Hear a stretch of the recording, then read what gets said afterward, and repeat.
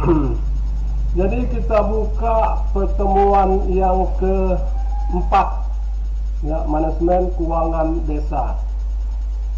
Dengan mengucapkan Bismillahirrahmanirrahim. Assalamualaikum warahmatullahi taala wabarakatuh.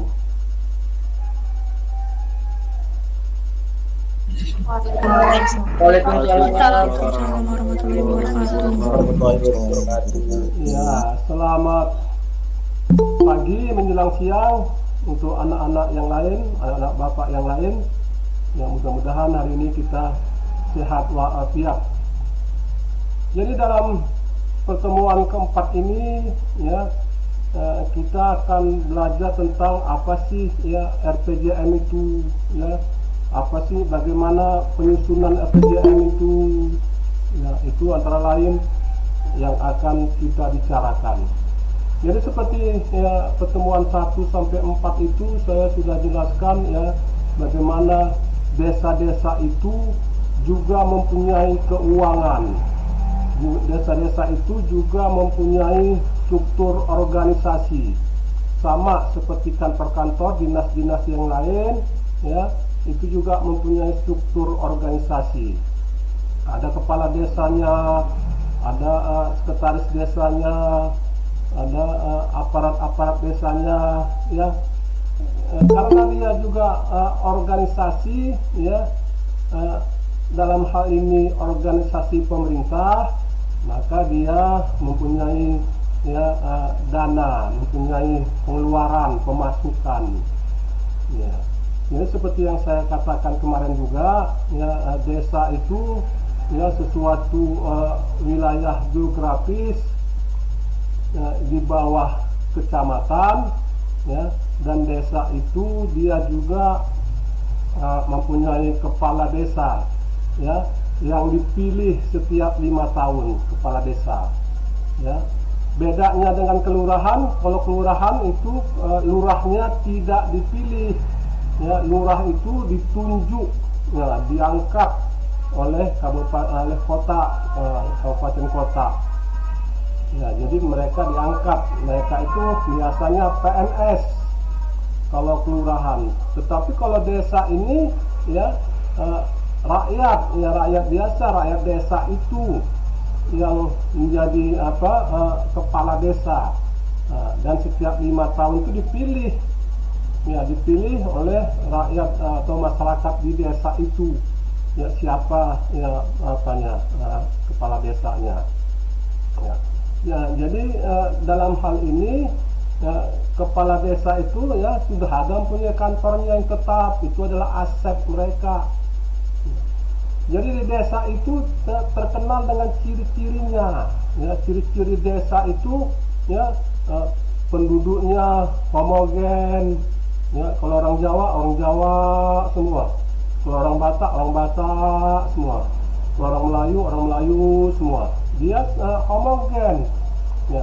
Mata pencariannya pun, ya, dia di sektor pertanian yang paling banyak, ya, sektor pertanian. Jadi itulah desa. Kalau di kota, ya, ciri-ciri kota itu, ya, penduduknya heterogen, ya, lawan dari homogen adalah heterogen, ya. Jadi ada penduduknya di suatu kelurahan atau kota, ya, penduduknya bermacam-macam, bercampur baur di situ. Ada orang Melayu, ada orang Batak, ada orang Jawa, ada orang Mendeleng, ada orang Cina, dan sebagainya. Jadi dia penduduknya itu heterogen, dan umumnya mereka mencari nafkah, ya, juga heterogen. Ada yang bekerja di pemerintahan, ada yang bekerja di jasa-jasa, ada yang bekerja di perdagangan, ya, macam-macam mereka. Itulah daerah kota atau kelurahan. Jadi, ya, fokus kita di sini adalah desa, ya, desa fokus kita. Makanya kita belajar manajemen, ya, keuangan desa. Bagaimana sih keuangan desa tadi, ya. Jadi di desa itu juga, ya, mengadakan musrembang, musyawarah rencana pembangunan, musrembang. Nah, jadi musrembang itulah dia menetapkan, ya, bagaimana apa yang mau dibangun, ya, berapa pemasukan kita, ya, musyawarah, ya, musyawarah rencana pembangunan musrembang desa. Jadi setiap tahunnya mereka merencanakan ke depannya mau apa. Maka dimusyawarahkanlah, ya, kepala desa, para desa, dipanggillah tokoh-tokoh masyarakat, dipanggillah tokoh-tokoh pemuda, ya, dipanggillah, ya, pengetua adat, bermusyawarah mereka, ya, setiap tahunnya. Ya, itulah dinamakan musrembang desa, dan dari situlah ditetapkan apa yang harus dibangun. Kemudian kalau di desa itu juga menetapkan rencana, ya, pembangunan jangka pendek, rencana pembangunan jangka panjang, rencana pembangunan jangka menengah, RPJM kalau dia menengah. Kalau dia pendek, RPJP, rencana pembangunan jangka pendek. Kalau dia RPJM, RPJP, ya. Kemudian dia dalam RPJP itulah pembangunan rencana pembangunan jangka panjang, menengah, pendek, itulah dirumuskan membuat apa di desa itu, ya, buat apa desa itu, dalam tahun, 2 tahun, 3 tahun menengah, jangka panjang 5 tahun, dan seterusnya sampai 10 tahun. Disitulah dirumuskan dalam musyawarah desa itu, sehingga dia pembangunan itu tidak centang perenang, tidak kemana-mana. Ya, jadi kadang-kadang, ya, perencanaan itu kan kita buat asal-asal aja. Tetapi dalam musyawarah rencana pembangunan, disitulah dimusyawarahkan, ya, dimusyawarahkan apa sebagai prioritas jangka pendek, jangka menengah, dan jangka panjang. Itulah namanya RPJP. Jadi penyelenggaraan arah kebijakan. Jadi disitulah, ya, dalam RPJP itu, ya, RPJP, RPJA, menengah, pendek, panjang, itulah RPJ itu, ya, dia harus disinkronkan membuatnya. Jadi dia tidak bisa buat asal-asal aja. Dia harus juga mensinkronkan, ya, rencana-rencana tadi, ya, kepada rencana dari induknya, kabupaten kotanya, dan kemudian rencana panjangnya di provinsinya. Jadi dia harus mensinkronkan, ya, disinkronkannya lah pembangunan tadi, ya. Jadi dalam desa-desa itu, ya, musyawarah itu sangat penting sekali artinya, ya, sangat penting sekali. Jadi tidak ujud-ujud nanti rencana-rencana yang dibuat oleh kepala desa. Ya, kalau wujud-wujud nanti dibuat dari kepala desa, nanti hasilnya pun centang perenang, ya, centang perenang. Jadi disitulah, ya, penyusunan rencananya, disitulah, ya, kemudian ditetapkanlah dalam musrembang tadi, ya. Kalau misalnya ada perubahan, ya bisa dirubah, namanya perubahan, ya, udah ditetapkan tahun depan ada perubahan, boleh, ya, boleh. Jadi disitulah dirubah nanti kalau tidak sesuai tahun depan, ya, dirubah kembali. Ya, untuk jelasnya mari kita lihat dulu slide berikut ini.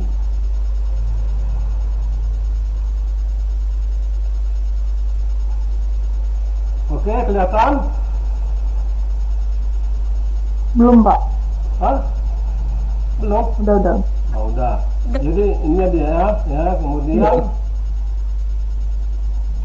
ya, kemudian RPJM, rencana pembangunan jangka menengah, ya. Jadi RPJM, penyusunan RPJM desa ini, ya, pertama itu pembentukan tim penyusunan, yang kedua penyelarasan arah kebijakan pembangunan kabupaten kota, diselaraskan, ya, seperti saya katakan tadi, diselaraskan, ya, dengan arah pembangunan di atasnya. Kemudian pengkajian keadaan desa. Yang ketiga ini bagaimana desa tadi mengkaji desanya, keadaan desanya tadi dikajilah, ya, dalam musyawarah rencana pembangunan tadi dikaji desanya. Kemudian disusunlah rencana pembangunan desa, ya, disusunlah rencananya. Kemudian ditetapkanlah menjadi RPJM, rencana pembangunan jangka menengah. Sama juga rencana pembangunan jangka pendek seperti ini juga. Kemudian rencana pembangunan jangka panjang juga seperti ini. Jadi yang pertama pembentukan tim penyusunan, penyelarasan arah kebijakan, pengkajian, ya, penyusunan rencana, ya, penyusunan rancangan RPJM, ya, kemudian penyusunan rencana pembangunan jangka panjang dengan musyawarah desa. Setelah itu baru ditetapkan. Ya, jadi tim penyusunan rencana pembangunan jangka menengah desa itu, ya, kepala desa selaku pembina, sekretaris desa selaku ketua, kemudian ketua lembaga pemberdayaan masyarakat LSM, ya, selaku sekretaris, anggota, ya, berasal dari LSM, kader masyarakat desa, unsur masyarakatnya, ketua adat, ya, kemudian tokoh-tokoh desa. Disinilah mereka menyusun RPJM desa. Kemudian penyelarasan arah kebijakan, ya, jadi tujuannya mengintegrasikan program dan kegiatan pembangunan kabupaten kota dengan membangun desa. Jadi isi arah informasi arah kebijakan pembangunan kabupaten kota adalah rencana pembangunan jangka menengah, rencana strategi satuan kerja perangkat daerah, rencana umum tata wilayah, rencana rinci tata ruang wilayah, rencana pembangunan kawasan pedesaan. Inilah dia isi arah informasi. Jadi disinilah dia harus disesuaikan. Jadi jangan musyawarah rencana pembangunan desa itu membuat sendiri. Ya, dia harus menselaraskan dengan pembangunan arah pembangunan di atasnya. Ya. Kemudian pengkajian keadaan desa. Ya, kemudian tujuannya apa? Mempertimbangkan kondisi objektif desa, keadaan desa, ya, langkah kerja penyelarasan data desa. Ya, ini data desa ini sangat penting, apalagi data-datanya. Ya, seperti yang kita lihat kalau kita datang ke desa-desa itu pasti ada terpampang profil, ya, data desa. Pasti ada di situ data desa, ya, yang memuat profil desa tersebut. Berapa penduduknya, berapa penduduk miskinnya, berapa lingkungannya, ya. Jadi berapa yang ikut KB. Jadi istilah dia profil desa itu, ya, dipampangkan itu biasanya, ya. Kemudian penyusunan laporan hasil pengkajian keadaan desa, ya. Dalam menyusun rencana pembangunan desa melalui musyawarah desa, Badan Permusyawaratan Desa menyelenggarakan musyawarah desa berdasarkan laporan hasil pengkajian keadaan desa. Musyawarah desa dilaksanakan terhitung sejak diterimanya laporan dari kepala desa. Hal-hal yang dibahas, ya, laporan hasil pengkajian keadaan desa, rumusan arah kebijakan pembangunan desa, kemudian rencana prioritas kegiatan penyelenggaraan pemerintahan desa. Ya, kalau kita lihat, ya, bagaimana penyusunan rencana RPJM desa, ya, tim penyusun rencana pembangunan jangka menengah desa menyusun rencana RPJM desa berdasarkan berita acara hasil kesepakatan desa dan dituangkan dalam format rancangan RPJM desa. Kemudian dibuatlah berita acaranya, disampaikan oleh tim penyusun RPJM desa kepada kepala desa. Kepala desa memeriksa dokumen rancangan RPJM desa yang telah disusun oleh tim penyusun RPJM desa. Jika ada perbaikan rancangan RPJM desa, dikembalikan kepada tim penyusun RPJM desa. Dalam rancangan RPJM desa telah disetujui oleh kepala desa, dilaksanakan musyawarah perencanaan pembangunan desa. Jadi inilah, ya, tahap-tahap, ya, penyusunan rancangan RPJM desa. Kalau penyusunan rancangan pembangunan desa melalui musyawarah perencanaan pembangunan desa, kepala desa menyelenggarakan musyawarah perencanaan pembangunan desa, musrembang desa, yang diadakan untuk membahas dan menyepakati rancangan RPJM desa. Musyawarah perencanaan pembangunan desa diikuti oleh pemerintah desa, badan musyawarah desa, dan unsur masyarakat, tokoh adat, agama, masyarakat, pendidikan, perwakilan kelompok tani, nelayan, dan sebagainya. Ya. Kemudian sudah ditetapkanlah LPJM desa tadi. Ya, kepala desa mengarahkan tim penyusun LPJM desa melakukan perbaikan dokumen apabila ada. Kemudian LPJM desa tadi dilampirkan rancangan peraturan desanya, dibuatlah peraturan desanya, dibuatlah SK-SK-nya kalau ada yang perlu dibuat SK. Kemudian kepala desa menyusun rancangan peraturan desa tentang LPJM desa untuk dibahas dan disepakati bersama.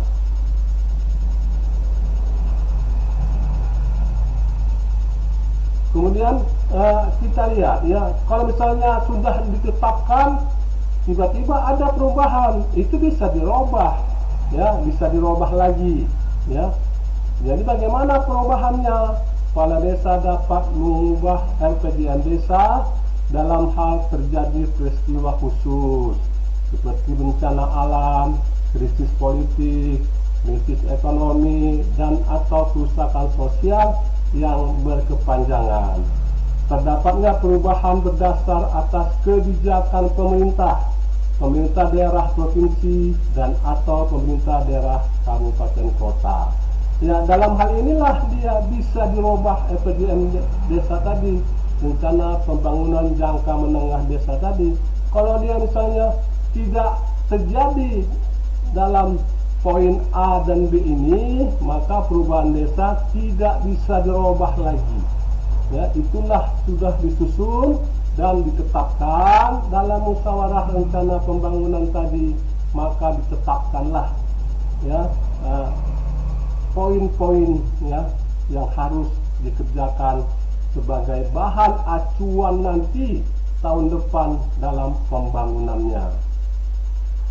Ya, kemudian rencana kegiatan pembangunan desa RKP, ya, rencana kegiatan pembangunan desa, ya. Jadi penyusunan rancangan, ya, RKP desa ini penyusunan rencana pembangunan desa melalui musyawarah desa, rencana ya penyusunan pembangunan desa, ya ini. Kemudian pembentukan tim penyusunnya, yang ketiga ya merencanakan ya pencermatan pagu indikatif desa dan penyelarasan program kerja kegiatan masuk desa. Kemudian perencanaan ulang LPJM, penyusunan rancangan ya, kemudian penyelenggaraan musyawarah perencanaan pembangunan desa. Baru ditetapkanlah ya RKP-nya.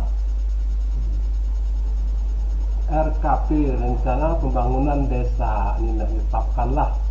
Kemudian penyusunan rencana pembangunan desa melalui musyawarah desa. Musyawarah desa melaksanakan kegiatan sebagai berikut: mencermati ulang dokumen LPJM desa, menyepakati hasil pencermatan ulang, membentuk tim verifikasi sesuai dengan jenis kegiatan. Ya, kalau kita lihat bagaimana pembentukan tim penyusun RKP, rencana kegiatan pembangunan desa tadi, ya, kepala desa selaku pembina, sekretaris desa selaku ketua, ketua lembaga pemberdayaan masyarakat dengan sekretaris, ya. Kemudian tim penyusun rencana kegiatan desa ini ya pencermatan pagunya, dana desanya, dan penyelarasan program kegiatan masuk ke desa. Kemudian pencermatan ulang dokumennya ya, penyusunan rencana daftar usulan RKP desa. Kemudian dicermatilah pagu indikatif, ya, pagunya. Ya, pagu itu kan yang berbentuk dana-dana, dicermatilah ya dana-dana, ya indikatif, induktif sama itu.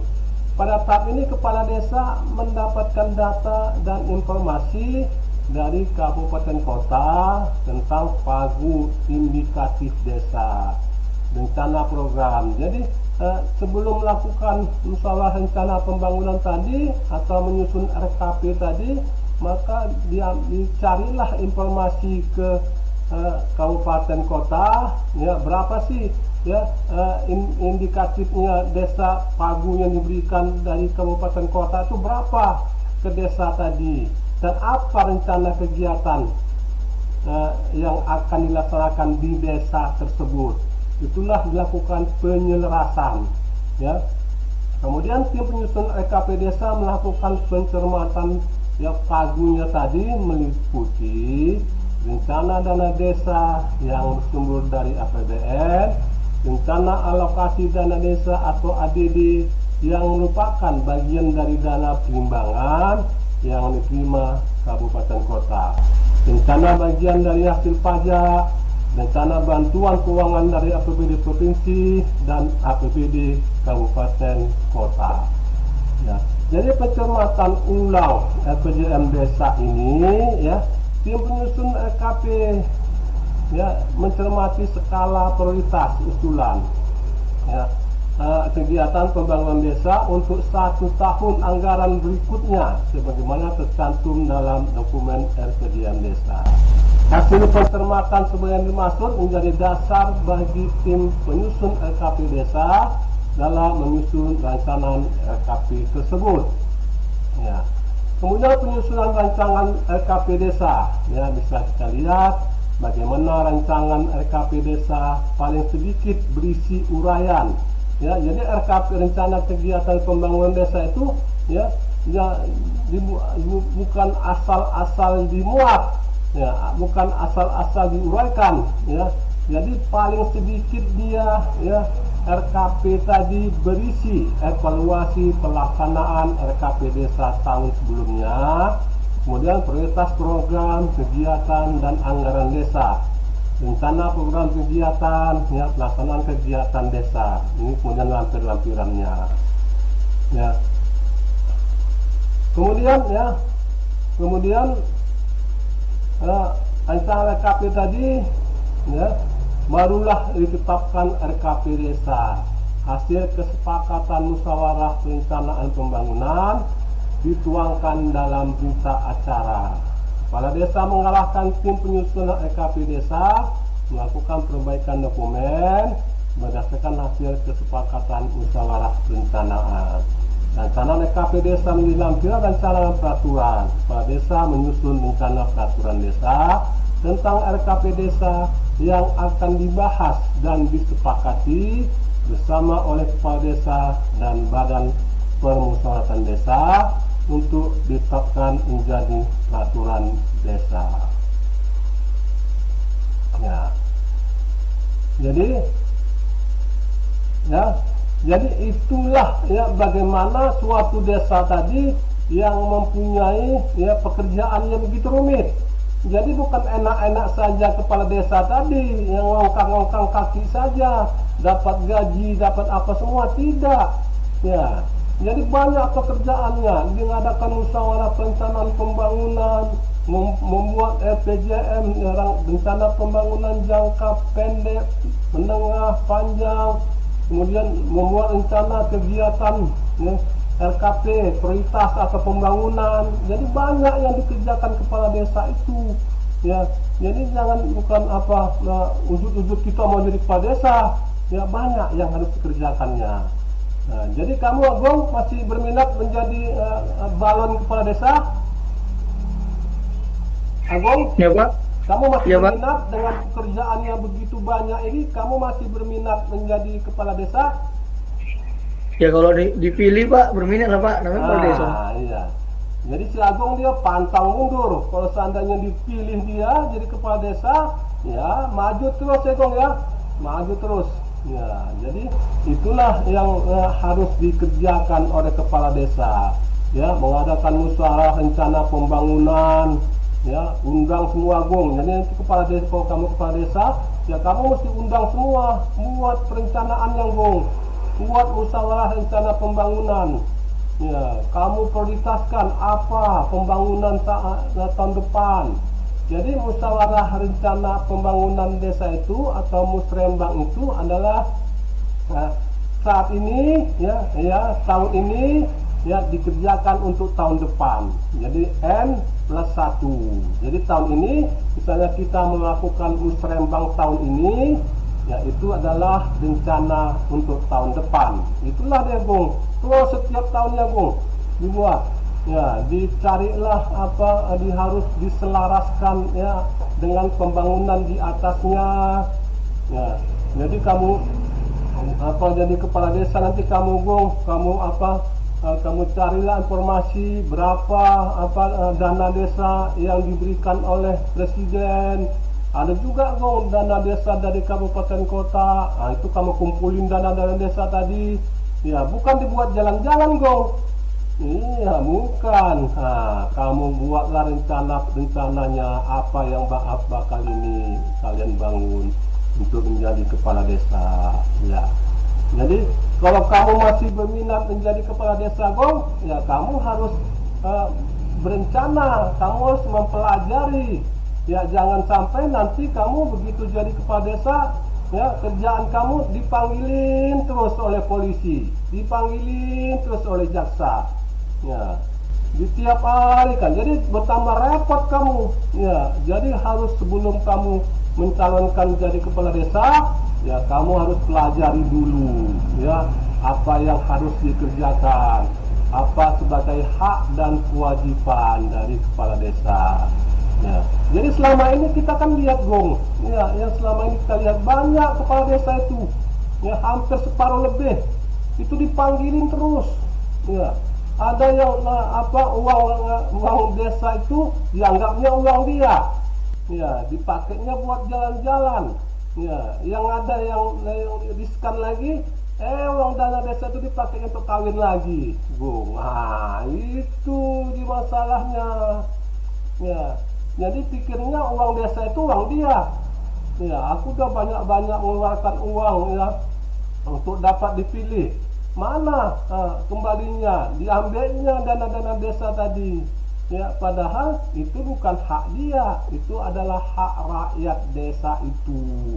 Ya, dia sudah ada gajinya tersendiri dan dia tidak mempunyai hak untuk mengambil itu lagi, untuk mengambil dana-dana yang ditransfer ke desa-desa tersebut.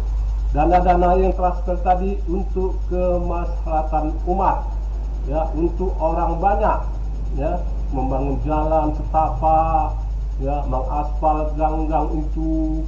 Ya, kalau dulu mana ada, kalau dulu gang-gang itu mana ada diaspalin, diperbaiki. Ya, kalau dulu kalau becek, hujan becek lah dia.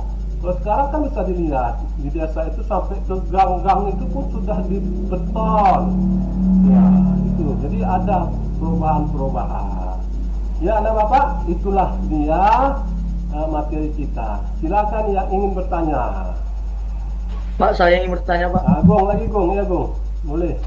Tadi kan Bapak ada memunculkan slide ini, Pak. Apa namanya?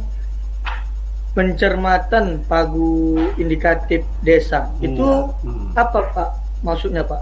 Artinya, Pak? Jadi desa-desa itu kan mempunyai ada bantuan atau subsidi dari kabupaten kota, atau dari provinsi, dan ada dana ADD, ada dana desa dari Jokowi. Itu dicermati semua. Ya, berapa? Jadi totalnya itulah kita gunakan nanti dalam musyawarah. Bapak Ibu sekalian, bapak-bapak pengetua adat, bapak-bapak LSM, bapak-bapak tokoh-tokoh masyarakat. Setelah kita lakukan pencarian informasi, maka kita mendapatkan tahun ini atau tahun depan pagu dari ADD sekian M, dari provinsi sekian, dari kabupaten sekian, dari hasil desa sekian, jumlahnya adalah sekian X rupiah. Jadi X rupiah ini mau kita apain? Adalah nanti tokoh pemuda, tokoh pemuda dari desa Pak, duitnya kita bagi-bagi aja macam mana Pak? Boleh. Kalau kita bagi-bagi duitnya yang ada tadi boleh, tapi kamu masuk penjara, mau nggak? Oh janganlah Pak. Kalau nggak mau ya nggak bisa. Ya, jadi kalau mau masuk penjara, boleh kita bagi-bagi. Ya, terima kasih ya Bung. Ya, siapa lagi yang bertanya? Pak, saya mau bertanya. Ya, Pak, saya Rahma. Bertanya Pak. Indah, Pak. Indah, Pak. Rahma. Pak, Rahma mau nanya, apa saja yang menjadi sasaran pokok dari RPJM nasional, Pak? Ya, sasaran pokok dari RPJM nasional. Kalau dari nasional itu ceritanya dia kan seluruh desa itu secara dia formnya itu ya sama semua desa. Jadi dia tidak mencirikan ciri-ciri dari desa itu. Jadi kalau ada proyek-proyek nasional itu secara merata dibuatnya, itulah susah. Ya, kalau selama dulu kan dia nasional itu kan membuat suatu kegiatan pembangunan itu merata, ya, sehingga dia tidak mengetahui bagaimana keadaan desa itu. Ya, itulah dinamakan pembangunan sentralisasi. Ya, kalau sekarang kan tidak. Ya, sekarang tidak, Jokowi itu memberikan anggaran dana desa itu sampai ke desa. Dia duitnya saja dikasihnya ke desa. Desa itulah yang merencanakan prioritas pembangunan. Ya, itu yang tepat. Ya, berarti pembangunan itu adalah bottom up, ya, bukan up ke bottom, ya kan, tapi bottom up. Ya, Rama. Terima kasih, Rama. Terima kasih, Pak. Pak, saya mau bertanya. Siapa? Indah. Sapitri. Indah, Lubis. Pak. Indah, Pak. Ya. Dinda. Indah. Indah. Indah. Oke, Indah.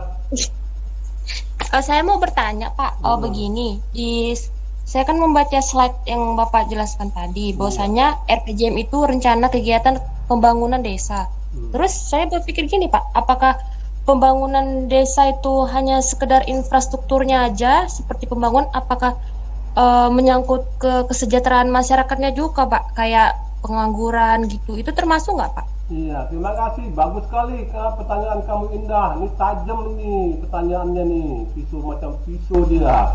Iya, pertanyaannya. Jadi apakah musyawarah rencana pembangunan desa itu hanya sebatas proyek-proyek saja? Ya, bangunan-bangunan saja? Ya, tentu tidak, Indah. Ya, kan dia akan lihat lagi di situ nanti direncanakan lagi. Ya, berapa orang miskin kita? Ya, kemudian ya, bagaimana kesejahteraan kita, ya, berapa bayi ibu yang hamil, apakah ibu yang hamil ini perlu kita bantu dengan susu, ya, apakah posyandu kita sudah cukup, ya, apakah perlu posyandu tadi ditambah lagi bubur kacang hijau, ya, di samping bubur kacang hijau kita tambah lagi bubur kacang merah. Nah, seperti itu kesejahteraan yang utama, Indah. Ya, bagaimana kesejahteraan itu ya harus di apa sebagai tanggung jawab desa tadi. Bagaimana penganggurannya, ya, ibu-ibunya di desa itu, ibu-ibunya dilihat di desa itu hanya ngurumpi aja, nyari kutu aja, ya kan, berbaris nyari kutu, ya kan, ibu-ibunya itu harus dilihat oleh kepala desa. Ya, bagaimana kalau ibu-ibu tadi diberdayakan, dibuatlah, ibu-ibu, kalian hobi kalian apa? Oh, hobi kami Pak ini menjahit lah. Dilatihlah, dibuatlah balai latihan kegiatan menjahit. Dipanggillah orang-orang kota, ya, dilatihlah ibu-ibu tadi macam mana menjahit yang bagus. Nah, diberdayakanlah masyarakat tadi. Ya, bagus, Indah. Terima kasih banyak, Indah. Jadi itu bukan sebagai, ya, hanya sebagai fisik saja. Oke, yang lain. Pak, saya mau bertanya. Ya, Dinda, kalau bertanya nggak buka video call nggak boleh. Buka video call kamu. Dinda, yuk. Iya, Pak. Jadi gini, Pak, di desa saya kan ada pembangunan. Nah, itu pembangunan seperti titik gitu, Pak. Titik, Nah, ya. pembangunannya itu berhenti Pak, bukankah dana desanya tuh sebelumnya udah ada. Pastinya kepala desanya tuh kalau mau membangun gitu ngelapor ke yang ke atas gitu kan Pak. Nah, tapi kenapa bangunannya gitu berhenti gitu Pak? Sudah memutus akses masyarakat gitu Pak, salah satunya, dan juga kan nggak ada jalan alternatifnya gitu, membuat jauh gitu. Cara cara masyarakat menanggapi hal tersebut tuh gimana gitu Pak? Iya, Terima kasih Pak. terima kasih Dinda. Ini lagi ya kan pertanyaannya nih pertanyaan menusuk, tajam sekali. Jadi ada pembangunan titik, ya pembangunan titik di desa Sidinda itu, ya baru separuh jalan udah berhenti. Ya, jadi sebenarnya Indah itu dalam musyawarah rencana pembangunan desa itu sudah dibuat prioritas-prioritasnya. Ya, jadi dibuatlah dalam suatu form. Ya, nanti buat titik di lingkungan Sidinda, titik, nanti dibuat jembatan di lingkungan si Balkis. Itu sudah dibuat formnya. Ya, dan dananya juga sudah ada dananya, tapi berhenti. Kenapa berhenti? Ya kita juga mencari-cari tahu bagi kok bisa berhenti. Ya bisa saja ya masalah non teknis. Ya bermasalah, ya mungkin pemborongnya lari ataupun dananya tak turun-turun dari pusat. Ya bermasalah kepala desanya. Ya, jadi bagaimana upaya masyarakat? Tanya ke desa itu, apa masalahnya Pak Desa, kok ini nggak selesai-selesai? Ya, jadi kalau kami jadi merana begini, terputus jalan kami nggak bisa ke sana, kami nggak bisa kemari, buat terobosan ke kepala desa, apa sih masalahnya? Ya, kalau perlu kepala desa kita rapat, ayo musyawarah lagi, jangan seperti ini. Ya, jadi banyak masalah-masalahnya yang kita tidak tahu. Ya, jadi buat bentuk berapa orang perwakilan, tanya kepada desanya. Ya, apa masalah yang terjadi. Oke Dinda, terima kasih. Siapa lagi yang bertanya? Saya mau bertanya. Siapa duluan? Saya mau bertanya. Si Pandi. Laki-laki lu Pandi. Ayo Pan. Iya Pak. Gini Pak, jadi kan Indonesia kan ribuan lah bahkan ini Pak, dan itu desa di Indonesia juga masih banyak yang tertinggal, sedangkan anggaran nasional, anggaran kabupaten, anggaran daerah itu ada untuk desa. Jadi yang disalahkan itu siapa Pak jika desa itu masih tertinggal? Bahkan untuk sarana kesehatan aja mungkin desa itu nggak punya gitu Pak. Itu siapa yang harus disalahkan Pak? Terima kasih Pak. Ya, terima kasih. Jadi sesuatu desa desa tertinggal, desa miskin, desa apa, itu ada ciri-cirinya, ada tipe-tipenya. Ya, kalau misalnya tidak ada sekolah, tidak ada puskesmas dan tidak fasilitas umum yang terbatas, maka dia termasuk desa tertinggal. Jadi yang punya tanggung jawab itu adalah daerah di atasnya, kabupaten kota. Ya, bukan desa itu nggak mampu loh, ia membuat SD, membuat sekolah dasar negeri. Desa itu tidak mampu membuat puskesmas, nggak mampu dia. Itu kan memerlukan SDM, ya guru-guru, ya menggaji honornya. Itu adalah tanggung jawab dari pemerintah di atasnya. Ya, mereka juga malu. Ya, kalau banyak di desa, di suatu kabupaten itu banyak desa tertinggalnya, banyak desa miskinnya, mereka malu. Ya, itulah salah satu indikator keberhasilan dari suatu desa tadi. Ya, nah dia bisa bergerak, ya tidak lagi desa tertinggal dan tidak lagi desa terbelakang ataupun desa yang miskin. Jadi tanggung jawabnya Pandi adalah daerah di atasnya. Ya, kecamatan Pak, bukan kabupaten kota. Kabupaten, misalnya kamu di Sabat, desa kamu itu adalah yang bertanggung jawab desa itu desa tertinggal atau bukan, desa terbelakang atau bukan, itu adalah kabupaten Langkapnya. Terima kasih Pandi.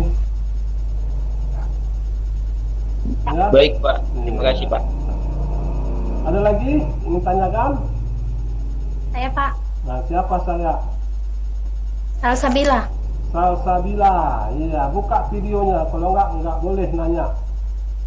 Ini udah dibuka Pak. Oh, udah dibuka. Yang mana ya? Oh ya, silakan Salsabila. Tadi kan- Salsabila. Iya. Materi Bapak itu kalau rencana pembangunan itu udah ditetapkan dan nggak ada perubahan tuh kan akan dipakai untuk kedepannya gitu kan Pak. Iya. Jadi berkelanjutan. Nah, elemen apa saja yang menyokong tujuan rencana pembangunan berkelanjutan itu Pak? Ya, tujuan apa saja? Ya, apa? Jadi sebenarnya kan yang saya katakan tadi kan N plus 1. Jadi N-nya adalah tahun ini, pelaksanaannya tahun depan. Jadi itu kan dalam musyawarah rencana pembangunan tadi kan musrembang. Jadi hasil musrembang tadi enggak paku mati. Saya bilang enggak harus itu dilakukan, tidak. Kalau ada perubahan, tadi masih ingat nggak? Dua, ya, yang dua boleh berubah. Ya, ada bencana alam, ada banjir, ada masalah-masalah, itu bisa dirubah, itu bisa direvisi. Tetapi kalau nggak ada 2 poin tadi, ya itulah sebagai dasar dalam pembangunan tadi.